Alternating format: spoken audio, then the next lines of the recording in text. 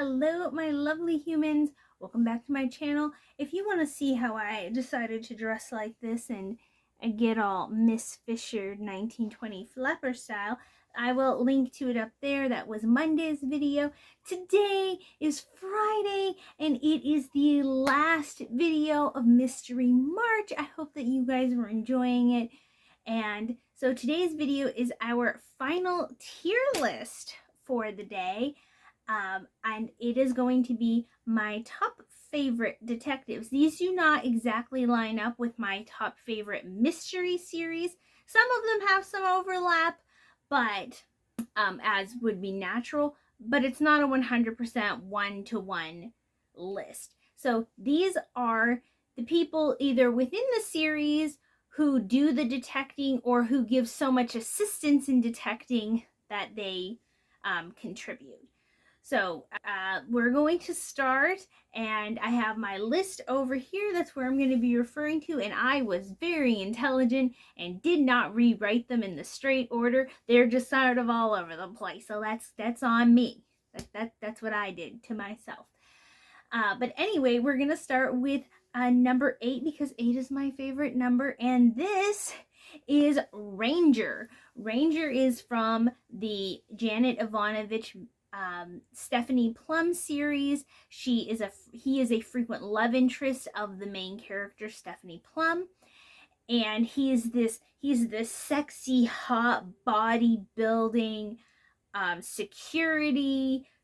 He used to be in the military, just hottie Latino guy who's really good with tech, and eventually stops being a fellow bounty hunter when he was the best in the biz and opened his own high-tech security firm. I have a ton of videos. I have the reasons why she should be with Ranger. I have Becoming Stephanie Plum.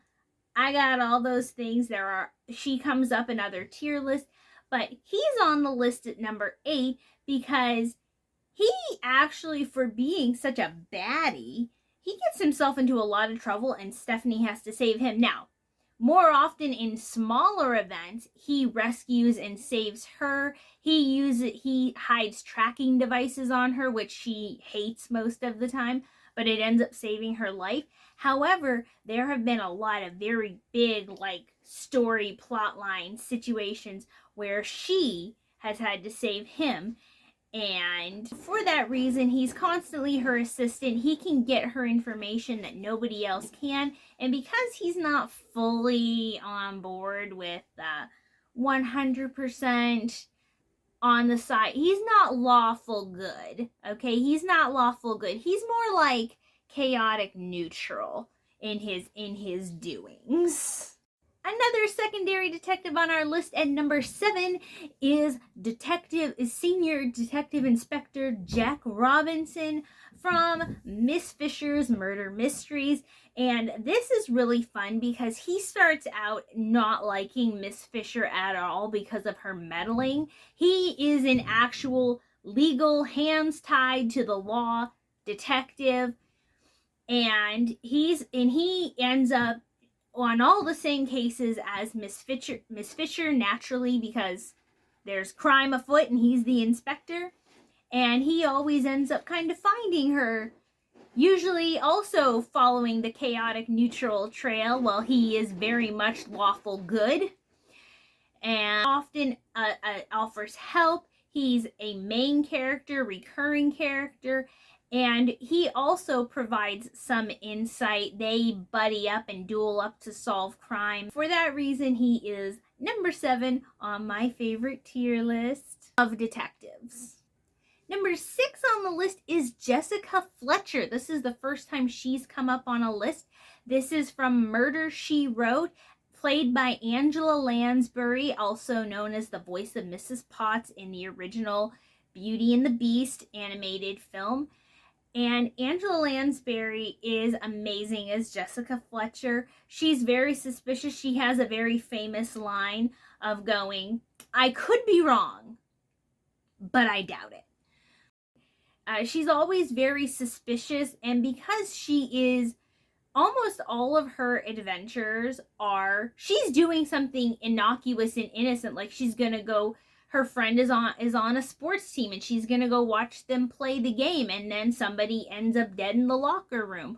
Or oh, she's going to go visit somebody. The visit, somebody there passes away. And so because she is not an official detective, she just finds herself, and she is very curious, gets herself into those things. My drawback and why she is at number 6, why she's lower on the list, is because I do not do well with the characters that always know better than everybody just for no reason other than they're highly suspicious or just because they do. But she has enough friendliness and enough socialness and is very humble in her doings that I can forgive it enough to put her on the list.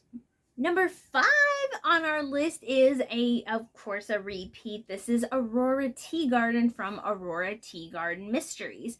And again, very similar to Jessica Fletcher. Aurora Teagarden is a librarian who's just really curious and runs a true murders, true crime club. And she just finds herself, dead bodies just fall at her feet. Sometimes literally. There was one time the sheriff who hated her fell from the sky in her yard.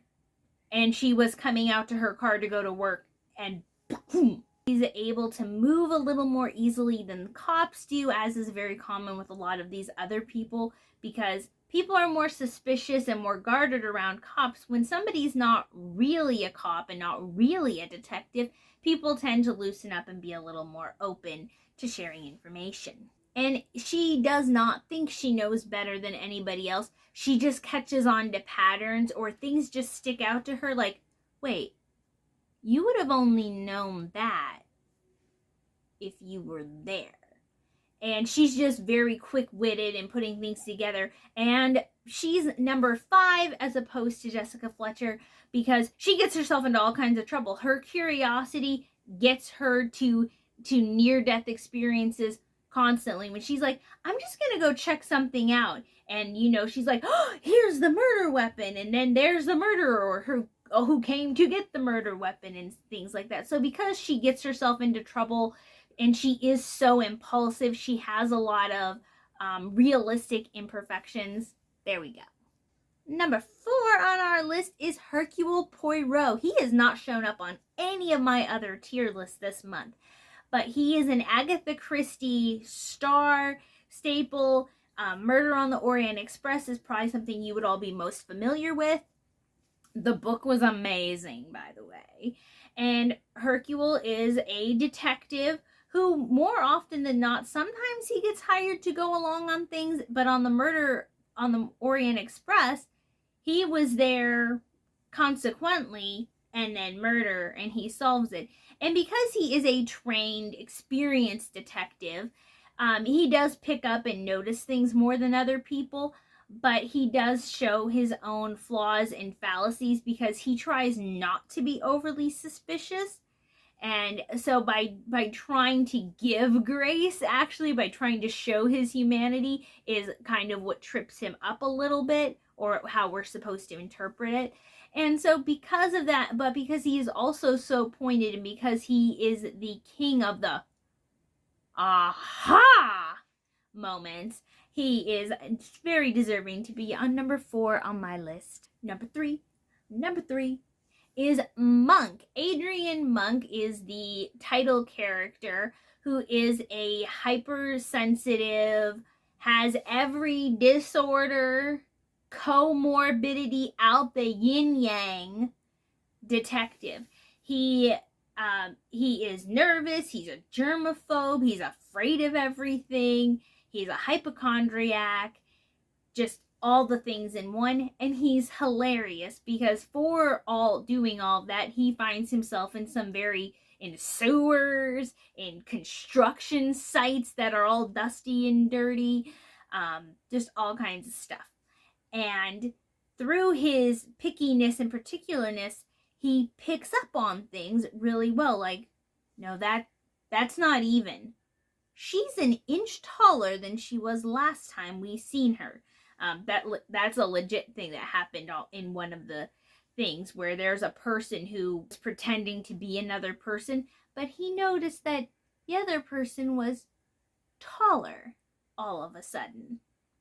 And people don't just get taller while wearing the same shoes. So because it is funny and there are some good warm-hearted moments, and because he's just so, ooh, it makes it so good for him to be, a down and dirty detective who can't touch dirt. So that is what puts him up in the top 3. Okay, number 2 and number 1 can easily be swapped. I went back and forth about this for a while. It's happened before. These two are completely familiar to us if you've been with me on the tier list before. I will link all of them up there and below as well in case you want to catch up on this little fangirl's opinions. And that is number 1 and 2, interchangeable, are Phryne Fisher from Miss Fisher's Murder Mysteries, the person who I'm currently dressed as, and Stephanie Plum from Janet Ivanovich's Stephanie Plum series, the original one being One for the Money, and there is one up to Dirty 30. Long-running series. Love it, love it, love it. So the reason for these two being up there is they both are just like, Miss Fisher is quote, drawn to trouble like a moth to a flame on purpose. Okay, she gets into trouble looking for it. She knows, she's like, that looks dangerous. Off I go. Whereas Stephanie Plum really doesn't want to deal with danger. She's afraid of everything. She has reasonable fears. She's not bold. She's not super brave. She just ends up in situations because. But both of them have a sense of curiosity. They both have really intense tenacity.